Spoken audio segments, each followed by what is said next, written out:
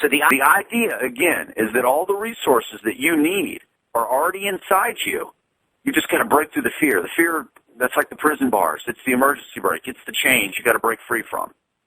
So those are some things that you can do to break through your fear. And if you can't, and you don't want to come out and join us, do something, and then come back on the call next week, and we're going to talk about it.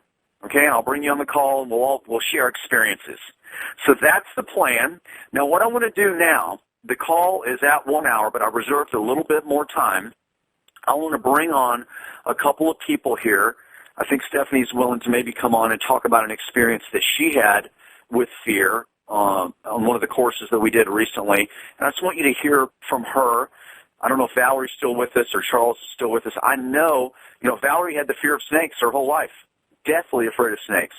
We were going to have is she with us today?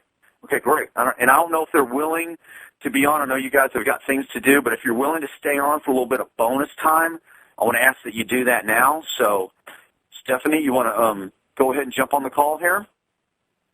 Let's wait for her to unmute herself. Hey, everybody, can you hear me? I can hear you fine.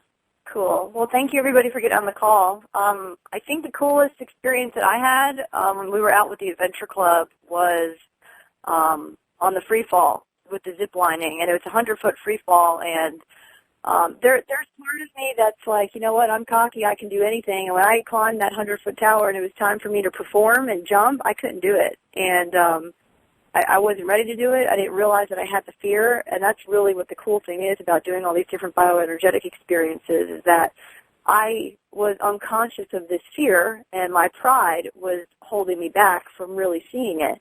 So I went up on the tower, and I couldn't do it. So I actually walked all the way back down the tower, and then this was in, like, the second week in December, and then around Christmas time or the week after, I'm like, you know what, I want to leap into the new year and face my fear.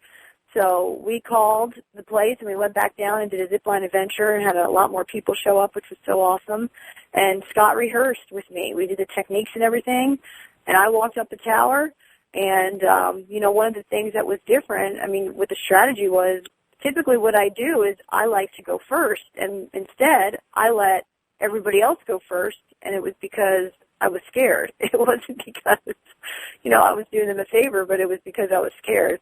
So this time, I changed the strategy. I went right after Scott, and eventually, I jumped. I jumped off. I went off a little bit different than I originally rehearsed, but the cool thing that I learned about that was, you know what, I might not do it exactly as I rehearsed, but the bottom line is I did it. And where I can use that in picking up the phone and calling people or speaking my truth, and it might not come out exactly as I want it to, but it's going to come out, and I'm still going to achieve the outcome that I desired. So it was really awesome. I got a ton of support. So I hope to see you guys maybe out. We're doing the free fall this Sunday, so if anybody's interested in coming out to zipline with us, you can check out. We have a Facebook event page. So thank you, Scott.